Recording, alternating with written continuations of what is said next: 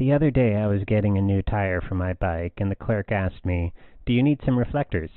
I said, "I don't know." And he said, "Here, you can have these for nothing." I was surprised and a bit taken aback, and so I said, "Wow, thanks.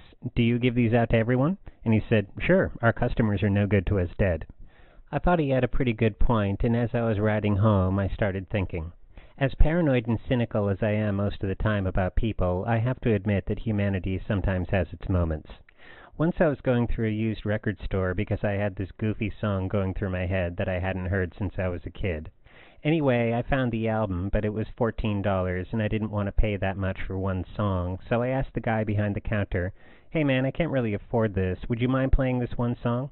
He said, "Oh my God, that's one of the worst songs ever written. No way am I going to play that damn thing.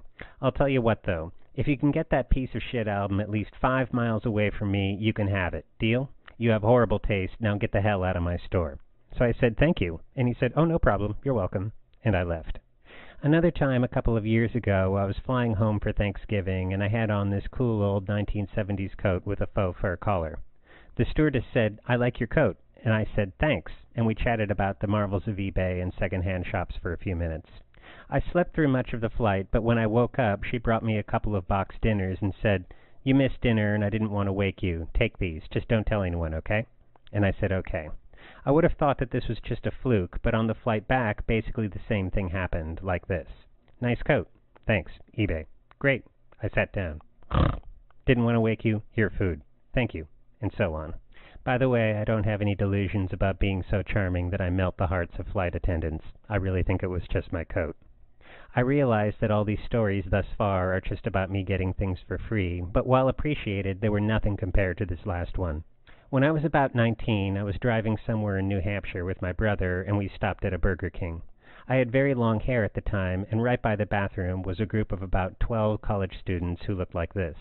One of them said, "Get a haircut," which must have been a very funny thing to say because the rest of them went, Anyway, so I said, "Yeah, okay, no problem," and went into the bathroom. When I came out, the guy was standing there with 3 of his friends, and he said, "Did you say fuck you to me?" And I said, "No."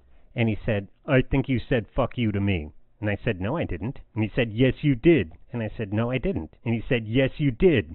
Just then, a very low voice behind me said, "No, he didn't." I turned around, and sitting there was this 300-pound biker guy, who I am guessing had his own methods of dealing with injustices. Anyway, the situation seemed to evaporate right there. As I passed by this guy's table, I said, "Thanks, man." And he said, "Take care, kid." And I left.